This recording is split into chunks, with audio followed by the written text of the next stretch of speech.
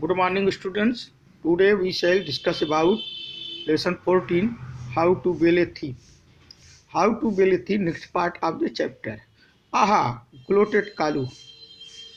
Aha, gloated Kalu. Those bells are made of silver. Now we will be rich. He made his men dismantle the wheel.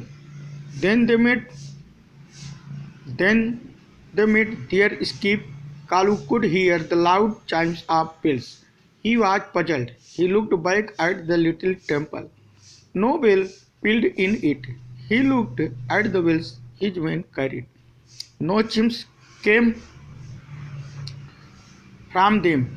Kalu thought he had imagined the sound of chiming bell.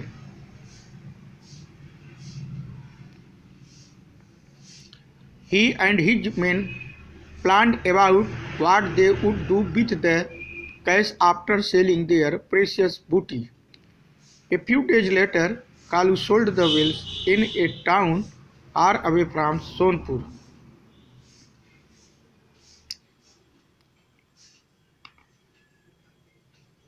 The wells were not made of silver, but they did each a price as they were heavy and beautifully carved. Just as pocketed the money, Kalu heard the loud chimes of bell again. Petrified,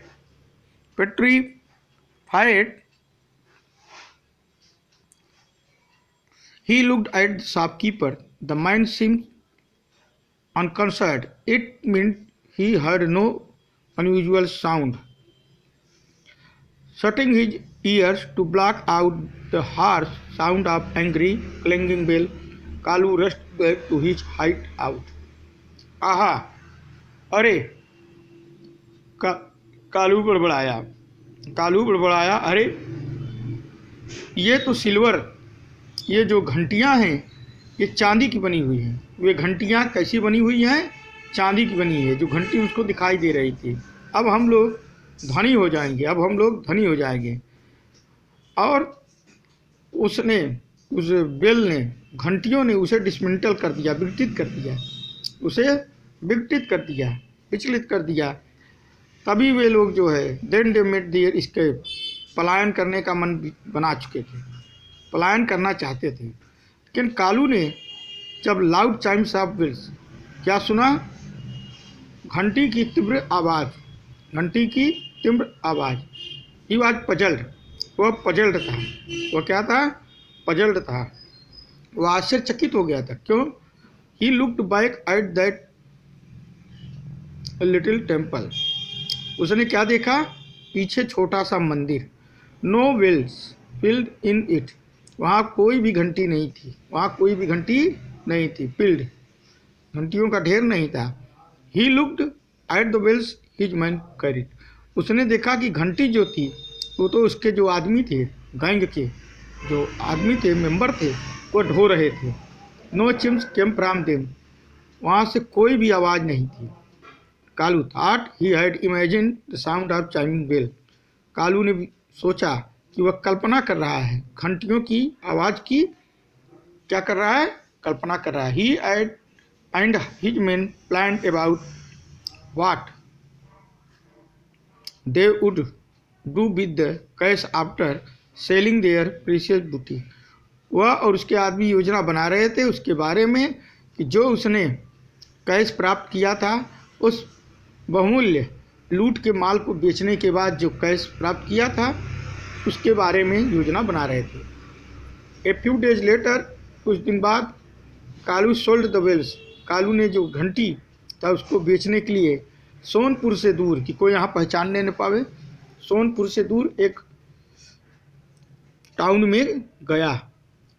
the bells were not made of silver, वह silver की घंटी नहीं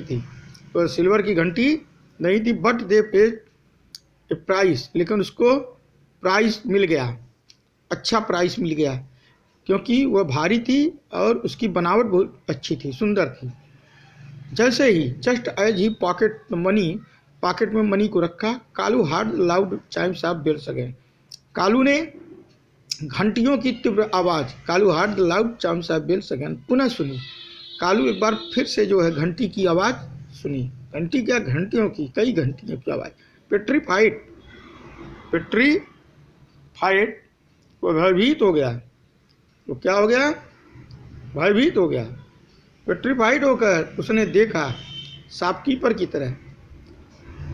the man seemed unconcern, वह भी आदमी कैसा प्रतीत हो रहा था, अनकंसर्न प्रतीत हो रहा था। और उसने कोई भी, वो जैसे था कि कोई उसको डिस्टर्ब नहीं होता है, उसे कोई, उसके शरीर चेहरे पर कोई शिकन नहीं थी, क्योंकि इसका मतलब था कि उसे अनयूजुअल जो साउंड है उसको सुनाई नहीं दिया। और इसके बाद इतना तीव्र गति से कालू को सुनाई दिया कि उसने अपने कान को बंद कर लिया। Setting his ears to block out the harsh sound of angry, क्रोधित होकर अपने कानों को, दोनों कानों को क्या किया, बंद कर दिया। Clanging bells, Kalu rushed back to his hideout, जो वहाँ जो छिपा था दुकान में, उससे वह बाहर आ गया। वो कहाँ आ गया, बाहर आ गया। The next part of the lesson will study tomorrow. Thank you.